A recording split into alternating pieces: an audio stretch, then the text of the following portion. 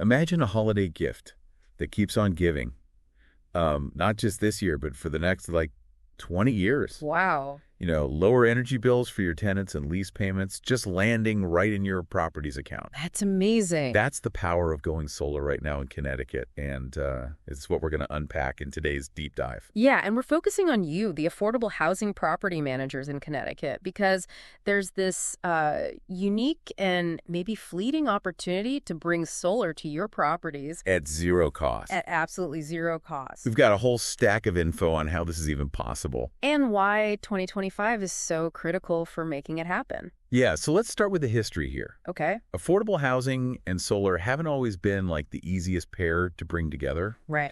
Past financing models often involve debt, liens on properties, Yeah. and uncertainty around savings. Yeah, it almost felt like the benefits of solar were just out of reach, even though everyone knew it could be a game changer. Totally, yeah. Exactly. Those limitations created real barriers, especially, given the regulations around affordable housing. But the landscape has shifted in a big way, Yeah. thanks to some innovative programs here in Connecticut. So this is where things get really interesting. We're talking about the Residential Renewable Energy Solutions program, or RRES, combined with the Federal Solar Investment Tax Credit, also known as the ITC. And this combination has truly reshaped the possibilities. Okay. Now, properties can gain solar installations with no cost whatsoever. They receive lease payments instead, and your tenants get to enjoy lower electric bills through direct bill credits. It sounds almost too good to be true, Right. especially for those of us who've been watching the solar landscape for a while. Yeah. Are there any hidden catches or downsides that property managers should be aware of? That's a valid question. It's understandable to be cautious when something seems this beneficial. However, in this case, the benefits are real and backed by both state and federal policies. The key lies in the way these programs work together. The RRES program in Connecticut provides incentives and streamlines the process, Okay. while the federal ITC offers valuable tax credits to investors who fund these solar projects. Yeah. This means that developers can offer solar installations at zero cost to properties because they can recoup their investment through tax credits and lease payments. So the programs are essentially working in tandem to create this win-win situation for everyone. Precisely. Properties get solar with no upfront costs and receive lease payments. Tenants see reduced electric bills for 20 years. Developers benefit from tax credits and steady income, and Connecticut moves closer to its renewable energy goals. Wow. It's a model that addresses economic, environmental, and social objectives simultaneously. This actually ties in perfectly with the next thing I wanted to bring up, Connecticut's renewable portfolio standards. Okay. What exactly are those? Sure. And how does this solar model play into achieving them? Great question. Renewable Portfolio Standards, or RPS, are essentially mandates set by states to increase the percentage of electricity generated from renewable sources, Okay. like solar. Connecticut has set ambitious RPS goals, aiming to achieve a significant portion of its electricity from renewables by a certain date. By facilitating solar adoption in affordable housing, the state is taking a proactive approach to meet these targets. It sounds like Connecticut is really taking a leadership role in promoting both renewable energy and energy equity. They are. What exactly does energy equity mean in this context, and how does solar contribute to it? Well, energy equity is about ensuring fair and equitable access to affordable, reliable, and sustainable energy for all communities, regardless of their income level or location. Okay. Historically, low-income communities have often borne a disproportionate burden of high energy costs and have had limited access to clean energy solutions like solar. By making solar accessible to affordable housing, we're helping to bridge that gap and create a more just energy system. Okay, I'm starting to see the bigger picture here. Mm-hmm. It's not just about individual properties going solar. It's about creating a more sustainable and equitable energy future for the entire state. Exactly. It's about ensuring that everyone benefits from the transition to clean energy. Speaking of benefits, I understand there's a real-world example right here in Connecticut that showcases just how impactful this can be. Okay. It's a 70-unit affordable housing project in Danbury, developed by Nexus Energy. Yes. Can you tell us more about it? Absolutely. The Danbury project is a fantastic illustration of how this model translates into tangible benefits for both property owners and tenants. This project will generate a significant amount of clean energy, enough to power a sizable portion of those 70 units. Okay, yeah. More importantly, it will lead to substantial savings for the residents. That's fantastic. Estimated to be around $43,000 annually across all tenants combined. That's an impressive number. What does that translate to for each individual household? On average, each household will save approximately $600 per year on their electricity bills. Wow. Imagine the impact that can have on a family's budget, Yeah. especially in the current economic climate. And remember, this is on top of the zero cost for the property owner. In fact, they'll actually be receiving lease payments for hosting the solar panel. This is incredible. I'm starting to understand why you called this a gift that keeps on giving earlier. Right. But I have to ask, this Danbury project sounds like a best-case scenario. Okay. Is this level of success typical, or are there variations depending on factors like location, property size, and energy usage? That's a perceptive question. While the Danbury project is a remarkable success story, the specific outcomes will naturally vary, Okay. depending on factors like the size of the solar installation, Yeah. the amount of sunlight the property receives, and the electricity consumption patterns of the tenants. However, the fundamental principle remains the same. This model allows for zero-cost solar installations that generate lease payments for properties and reduce energy bills for tenants for 2 decades. It sounds like this is a unique opportunity for affordable housing providers to make a positive impact It is. on their properties, their residents, and the environment, all while improving their bottom line. Exactly. It's a chance to embrace a solution that benefits everyone involved. And that's what makes the potential policy changes in 2025 so concerning.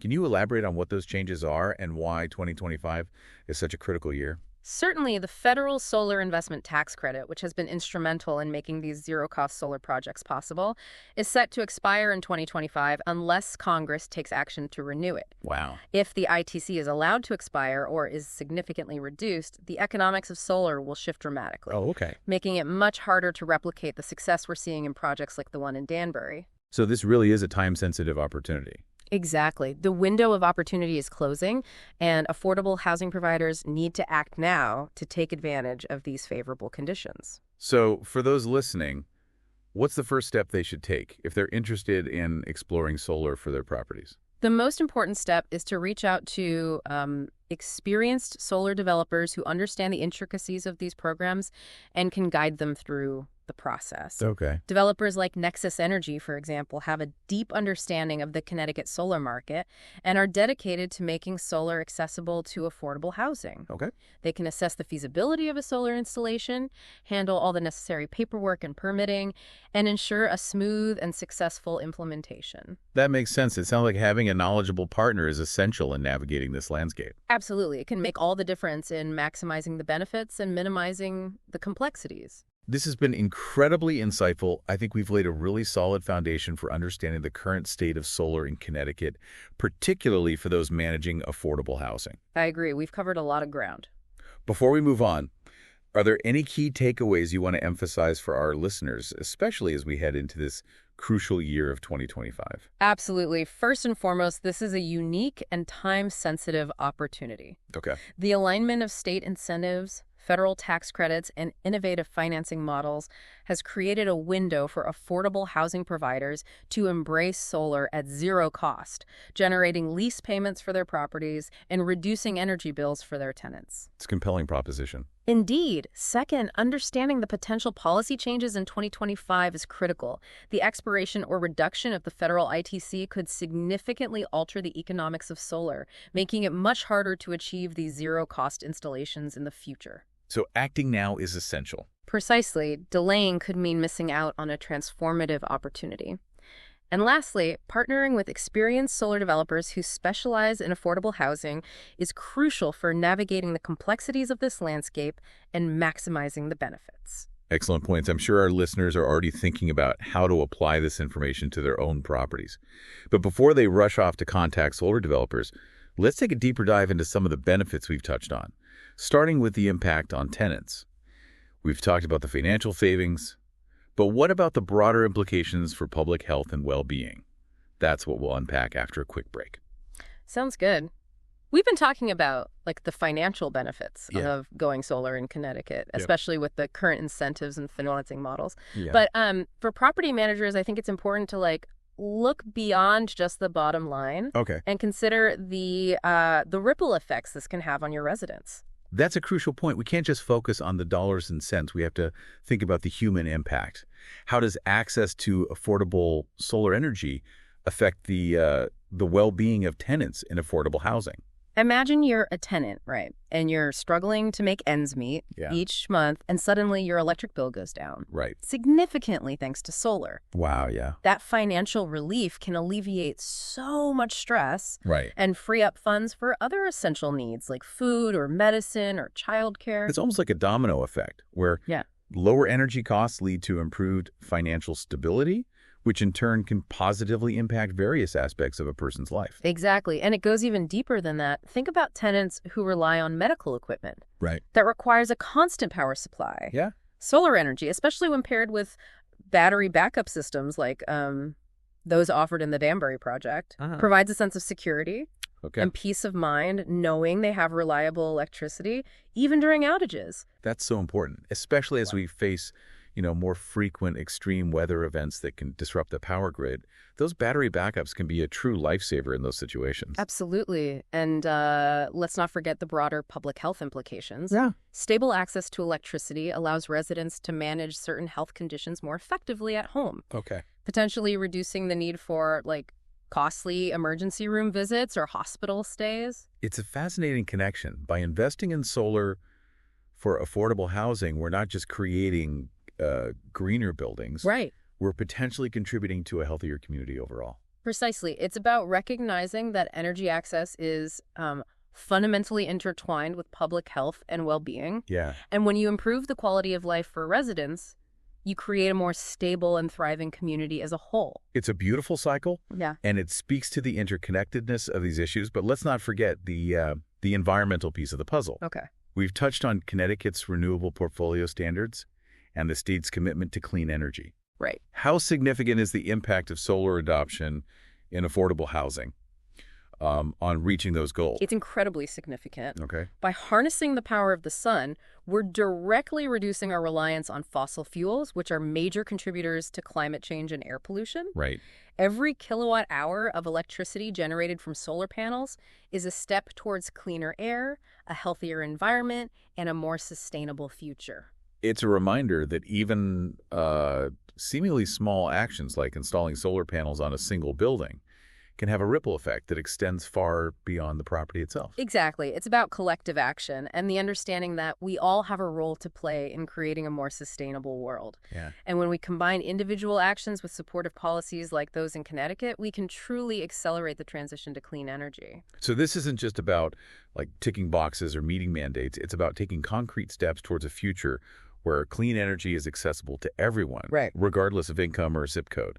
Precisely. It's about creating a more just and equitable energy system that benefits both people and the planet. It's an inspiring vision, and it's heartening to see how Connecticut is leading the way in making this vision a reality. It is. But as we've discussed, there's a sense of urgency surrounding this opportunity due to the potential policy changes on the horizon. That's right. The potential expiration or reduction of the federal solar investment tax credit in 2025 looms large. Yeah. And it could significantly alter the landscape for solar development. It's a reminder that we can't take these favorable conditions for granted. Exactly. We need to seize this moment while we have the alignment of supportive policies and innovative financing models. So for property managers who are considering solar, what's the most important message they should take away from this discussion? The key takeaway is this.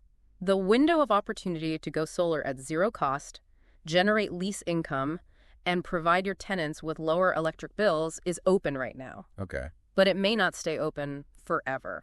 2025 is a pivotal year, and the decisions made now will have long-lasting consequences. Yeah. Don't wait for the rug to be pulled out from under you. Okay. Explore your options today and partner with experienced developers who can guide you through the process. It's a call to action, not just for property managers, but for anyone who believes in the power of clean energy to, transform communities and create a more sustainable future. Absolutely. It's time to seize the moment, and embrace the opportunity to make a lasting positive impact. This has been an incredibly enlightening conversation, and I'm sure our listeners are eager to learn more about how they can bring solar to their properties. Me too.